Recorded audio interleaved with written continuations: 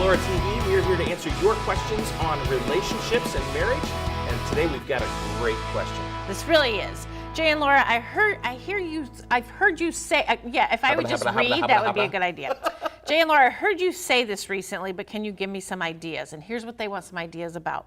What do I do every day to show my spouse they are my priority? Well, the first thing that you need to know is it's really not rocket science. We're not talking about, buying jewelry and candy and flowers, although those are good. We're really just talking about what is it that you do, small things that you do every day that shows your spouse that they're your priority. Here's something that Jay does for me. This is really, actually, we've begun to do it for each other. Yes. Coffee. We're coffee lovers. We love coffee. We're coffee snobs. And when our children were younger, I was the first one up out of bed. So I would go downstairs, get everything taken care of. I'd have my first cup of coffee. By the time Jay came downstairs, my coffee cup was empty.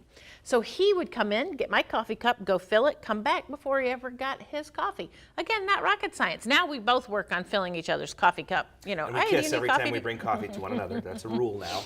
But it's also one of those things that I challenge guys to pick up a new habit every 3-4 years that will show your wife that she matters. The latest one that I've picked up is when we're on the road. When we're on the road. This is clear. Let's be clear. It's only when we're on the road. When we're on the road, I open the car door for Laura.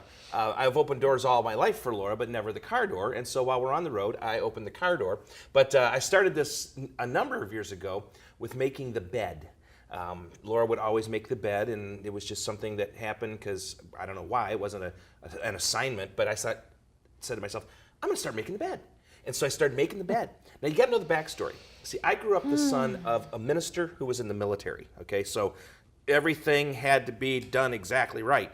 And Laura grew up kind of laissez-faire. And so I constantly heard from her. It's just my personality. That's right. I constantly heard from her, there's not a right way and a wrong way to do anything. Because she wouldn't fold my underwear right. She wouldn't fold my socks right. All this kind of stuff. Folding underwear? Yeah. This is where I have a problem. Well, her sock drawer, you pull it up and it explodes. Anyway, so we're doing this. And so I start making the bed.